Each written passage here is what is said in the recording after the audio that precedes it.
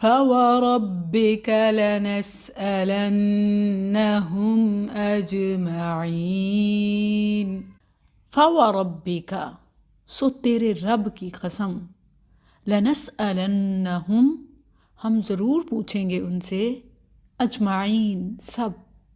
سو تیرے رب کی قسم ہے یقیناً ہم ان سب سے ضرور سوال کریں گے۔ سورۃ الحجر آیت 92، So by your Lord we will surely question them all۔ اس آیت میں صرف 3 الفاظ ہیں، فَوَرَبِّكَ لَنَسْأَلَنَّهُمْ أَجْمَعِينَ، لائف چینج کرنے کے لیے کافی ہیں، غفلت سے نکلنے کے لیے کھلا دروازہ ہیں کہ اگر اسی پر یقین آ جائے، جو اللہ قسم اٹھا کر فرما رہا ہے کہ فَوَرَبِّكَ، اے نبی تیرے رب کی قسم، لَنَسْأَلَنَّهُمْ، ہم ان سے ضرور سوال کریں گے۔ کن سے؟ پیچھے بات ہو رہی تھی مقتسمین کی، الَّذِينَ جَعَلُوا الْقُرْآنَ عِضِينَ، جنہوں نے قرآن کے ٹکڑے ٹکڑے کر دیے، کچھ کو مانا کچھ کو نہ مانا، رب کی اطاعت نہیں اپنی منمانی کی، تو ان کا انجام بد دکھایا کہ جیسے ان سے پہلوں پر عذاب آیا ان پر بھی ویسے آئے گا، کیونکہ روز قیامت سوال ضرور ہونا ہے۔ یہ میرا جسم میری مرضی نہیں، یہ دین کو تقسیم کرنا ہے، اور دین کو تقسیم کرنا سنگین جرم ہے، جس کی سنگینی کے پیش نظر فرمایا گیا کہ اے پیغمبر تیرے رب کی قسم، ان سے ان کے کردار کے بارے میں ضرور پوچھا جائے گا۔ اور اللہ تعالیٰ کا کسی سے سوال کرنا ہی نہایت خوفناک بات ہے، خصوصاً جب زبان، دل، اعضاء کے ہر عمل اور اس کی کیفیت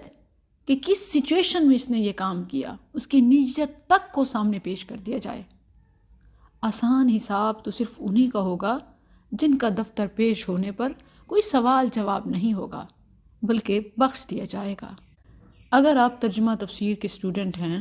تو یقیناً یہ سوال آپ کے ذہن میں آ رہا ہوگا کہ کہیں تو اللہ سبحانہ و تعالیٰ نے مجرم کے حوالے سے سوال نہ کرنے کی نفی کی، اور کہیں سوال کرنے کی تاکید ہے کہ ضرور سوال ہوگا، جیسے یہ آیات ہیں کہ ان میں قیامت کے دن سوال کرنے کی تاکید ہے، جبکہ سورہ رحمان میں فَيَوْمَئِذٍ لَا يُسْأَلُ عَنْ ذَنبِهِ إِنسٌ وَلَا جَانٌ، آیت 39 ہے کہ اس دن کسی انسان اور کسی جن سے اس کے گناہ کے بارے میں سوال نہیں کیا جائے گا، لا یسأل، جبکہ یہاں ہے لنسألنہم، کہ ہم ضرور ان سے سوال کریں گے۔ ایک آیت میں ہے سوال کیا جائے گا، دوسری میں ہے نہیں کیا جائے گا۔ تو ابن کثیر میں ابن عباس رضی اللہ عنہما سے ہے، انہوں نے اس کا جواب یہ دیا کہ کسی سے یہ سوال نہیں ہوگا کہ تم نے کیا کیا، کیونکہ اللہ تعالیٰ تو بندوں سے بھی زیادہ یہ بات جانتا ہے کہ اس نے کیا۔ یہ نہیں پوچھا جائے گا کہ تم نے کیا کیا، کیونکہ وہ معلوم ہے۔ سوال یہ ہوگا کہ کیوں کیا، اور ظاہر ہے کہ یہ سزا کی تمہید ہے، یعنی جس سے یہ سوال کیا گیا تو وہ پھر پھنس گیا۔ صحیح بخاری میں عائشہ رضی اللہ عنہا کے حوالے سے بھی ہے، رسول اللہ صلی اللہ علیہ وسلم نے جب یہ فرمایا کہ جس کسی کا بھی حساب لیا گیا تو وہ ہلاک ہو گیا۔ عائشہ رضی اللہ عنہا نے عرض کی، یا رسول اللہ، اللہ مجھے آپ پر فدا کرے، کیا اللہ تعالیٰ یہ نہیں فرماتے کہ جس کا اعمال نامہ اس کے دائیں ہاتھ میں دیا جائے گا اس کا حساب آسان ہوگا، فَسَوْفَ يُحَاسَبُ حِسَابًا يَسِيرًا، تو آپ نے فرمایا کہ یہ صرف پیشی ہے جس میں صرف اس کے اعمال پیش کیے جائیں گے، اور جس سے حساب کی پڑتال کی گئی، پوچھ گچھ کی گئی، وہ ہلاک ہو گیا۔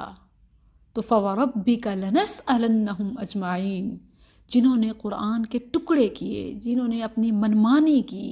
جنہوں نے میرا جسم میری مرضی کی اور رب کے احکامات اطاعت کو پامال کیا، تو ان سے پھر ان کے اعمال کے بارے میں ضرور پوچھ گچھ ہوگی، لَنَسْأَلَنَّهُمْ أَجْمَعِينَ۔ اور یہ صرف یہی بات، یہ بہت خوفناک بات ہے، کیونکہ جس کا حساب لیا گیا وہ ہلاک ہو گیا۔ اور جو یہ آتا ہے کہ لا یسأل عن ذنبہ انس ولا جان، تو اس میں فرق کیا ہے کہ یہ تو پوچھا ہی نہیں جائے گا کہ کیا کیا، کیا کر کے آئے ہو، بلکہ یہ پوچھا جائے گا کہ یہ کیوں کر کے آئے ہو، یہ گناہ کیوں کیا۔ تو جس سے یہ پوچھا گیا وہ ہلاک ہو گیا۔